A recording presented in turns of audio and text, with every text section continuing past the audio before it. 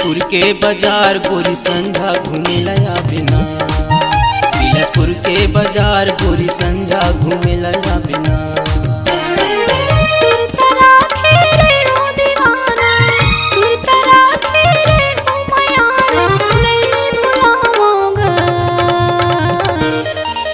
बिलासपुर के बाजार बेहा संझा घूमे लया हुना।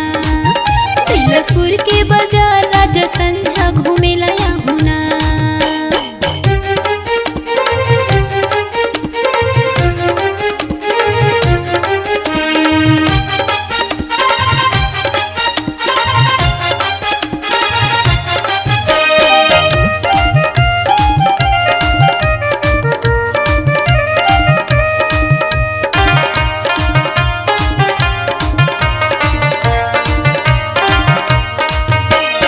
अबे गोरी जल्दी तय होके तैयार, घूमे बारे जाबो त महड़ी बाजार।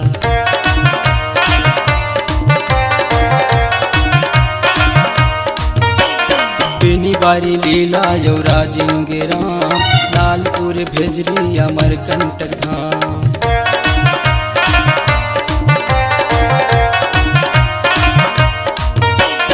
अबे गोरी जल्दी तय होके तैयार, घूमे बर जाबो त महड़ी बाजार।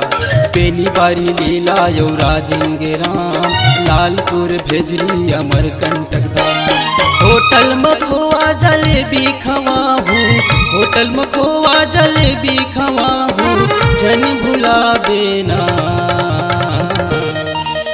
बिलासपुर के बाजार गोरी संझा घूमे लया बिना। बिलासपुर के बाजार गोरी संझा घूमे लया बिना।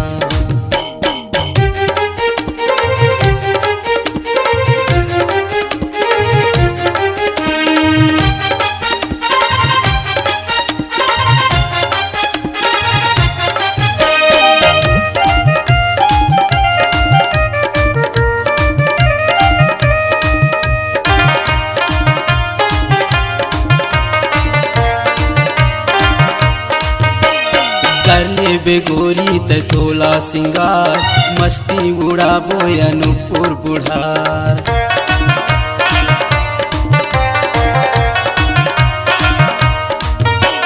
सहडोल उमरिया यो कटनी जबलपुर, सहपुरा मंडला यो चाबी अमरपुर।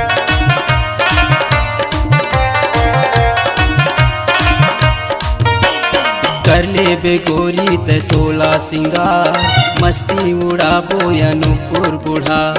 सहडोल उमरिया यो कटनी जबलपुर, सहपुरा मंडला यो चाबी अमरपुर। डिंडौरी लाके वो खाना खवाहू, डिंडौरी लाके वो खाना खवाहू, जन भुलाबे ना। बिलासपुर के बाजार गोरी संझा घूमे लया बिना।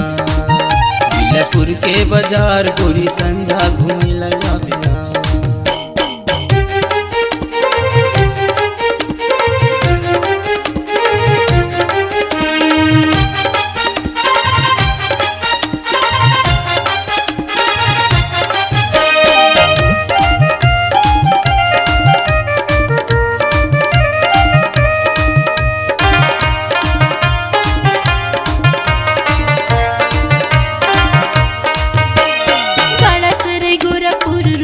बुंदेला करंजिया किरचियो पिंडा गौरेला।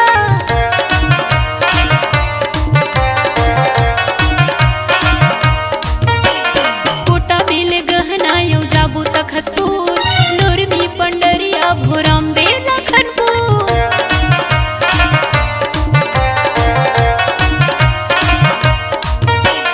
गाड़ा सरी गोरखपुर रूसा बुंदेला करंजिया किरचियो पिंडा गौरेला।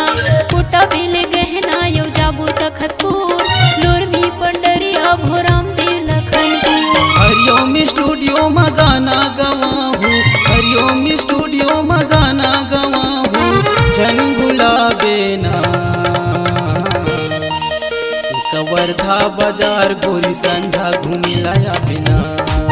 बिलासपुर के बाजार बेहा संझा घूमे लया हुना। बिरूसा बाजार गोरी संझा घूमे लया बिना। दमहड़ी बाजार गोरी संझा घूमे लाया बिना, भेजरी बाजार गोरी संझा घूमे लाया बिना, करंजिया बाजार गोरी संझा घूमे लाया बिना।